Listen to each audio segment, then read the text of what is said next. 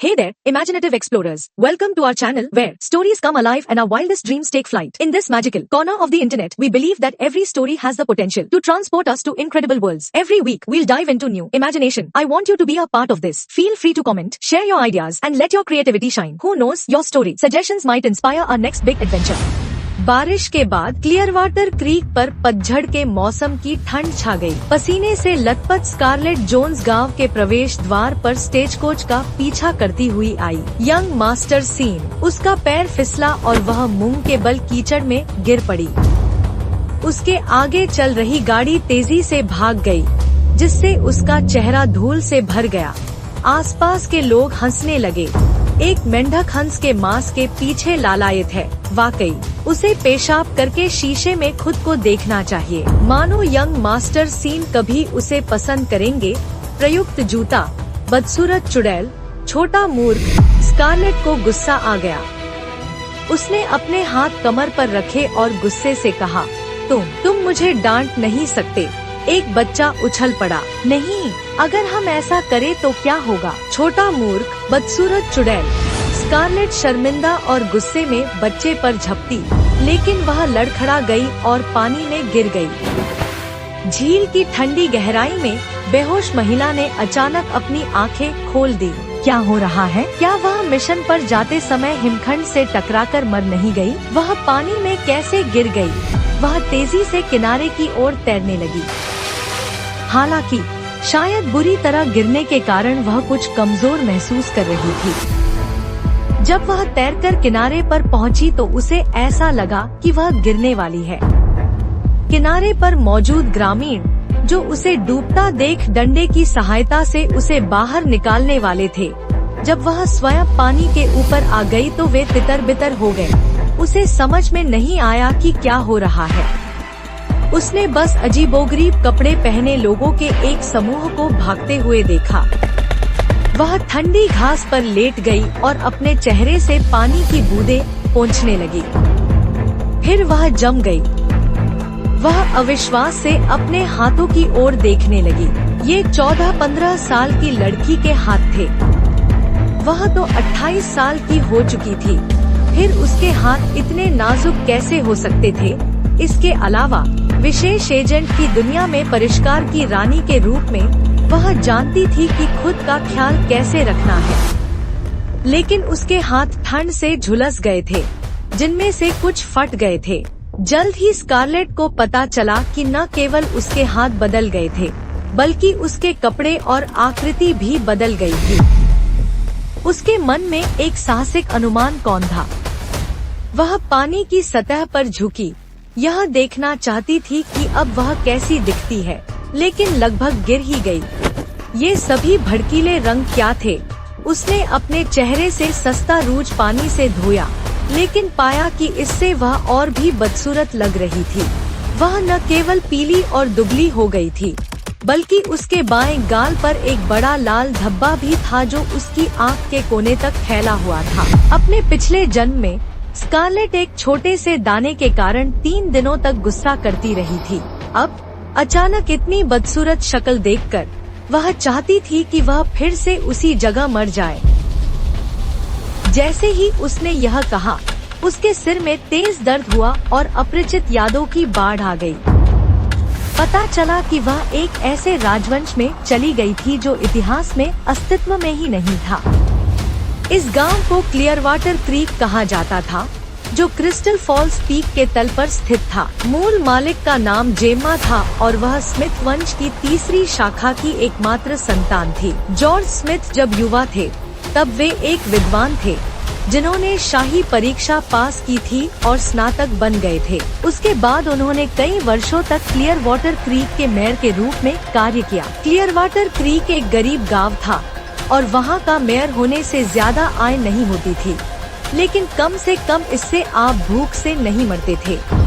Old George के 3 बेटे और एक शादीशुदा बेटी थी। उनके सबसे बड़े बेटे क्रिस्टोफर को अपनी पत्नी जेल्डा से एक बेटा और एक बेटी थी। उनके दूसरे बेटे गैरेट को अपनी पत्नी लिडिया से 2 बेटे थे। पहले 2 घराने समृद्ध माने जाते थे, लेकिन जब तीसरे घराने की बात आई तो ऐसा लगा जैसे वे शापित हों। और उन्हें कोई संतान नहीं हो सकती। जब अंततः जेम्मा का जन्म हुआ तो वह एक बदसूरत और जन्म से मूर्ख लड़की थी।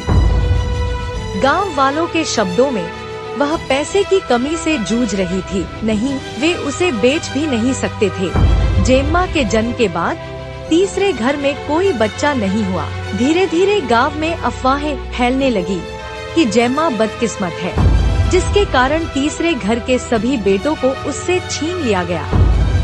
पहले तो स्मिथ कबीले ने इसे दिल पर लिए बिना केवल सुन लिया, लेकिन जब जेम्मा के माता पिता एक के बाद एक गुजर गए तो स्मिथ कबीले को अंततः महसूस हुआ कि यह बच्चा वास्तव में शापित था। स्मिथ कबीले ने जेम्मा के लिए विवाह की व्यवस्था करने की कोशिश की, लेकिन कौन उससे शादी करने की हिम्मत करेगा। संयोगवश एक दिन जेम्मा गांव के प्रवेश द्वार पर घूम रही थी और उसकी नजर एक भूखे आदमी पर पड़ी, इसलिए वह उसे वापस ले आई।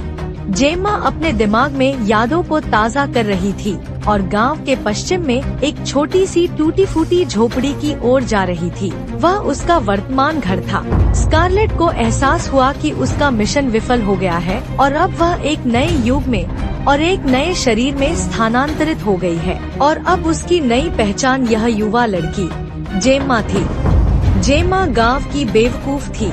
घर पर उसका पति अपंग था, लेकिन वह एक ईमानदार आदमी नहीं चाहती थी और हमेशा डाउनटाउन से यंग मास्टर सीन के पीछे भागती थी। यंग मास्टर सीन कौन था? उसके पिता एक जमींदार थे और वह खुद एक ग्रेजुएट था और दिखने में बहुत आकर्षक था।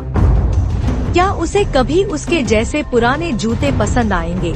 आधे रास्ते में ही उसके सिर के पिछले हिस्से में तेज दर्द हुआ। जेम्मा ने उसे छूने के लिए हाथ बढ़ाया और पाया कि उसका हाथ खून से लथपथ था। पानी के अंदर रहते हुए वह शायद खून काफी ज्यादा बह रहा था और उसे तुरंत रोकना जरूरी था।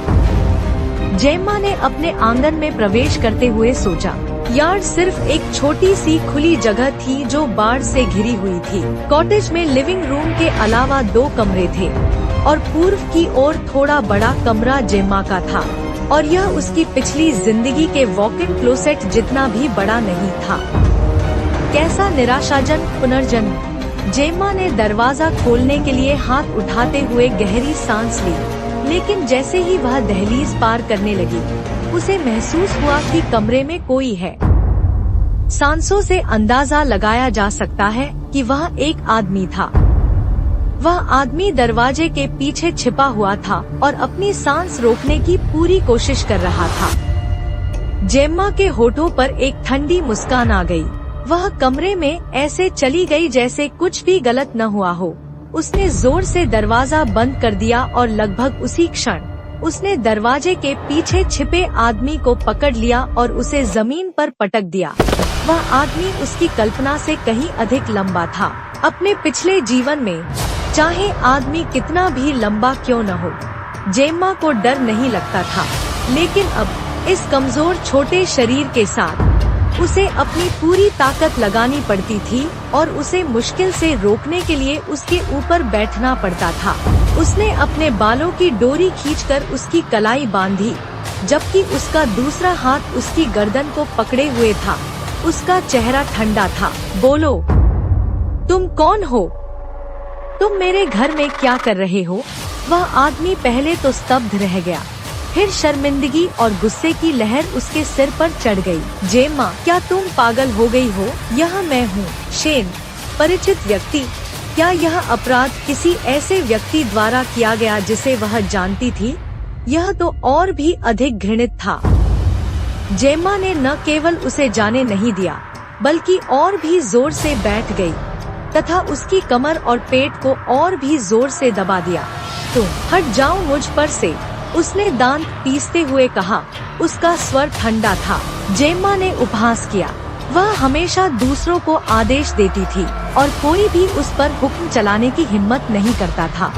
इसके अलावा यह उसका घर था और उसने उससे यह भी नहीं पूछा था कि वह इसमें छिपकर क्या कर रहा था। जेम्मा ने उसे सबक सिखाने के इरादे से अपनी मुट्ठी उठाई, लेकिन गलती से उसकी कोहनी से उसके पीछे की रंगीन कांच की खिड़की खुल गई। खिड़की से तेज रोशनी आ रही थी, जो उस आदमी के बेहद खूबसूरत चेहरे पर चमक रही थी। If you enjoyed this journey, please give us a thumbs up and share this video with your fellow dreamers. Don't forget to subscribe and hit that notification bell.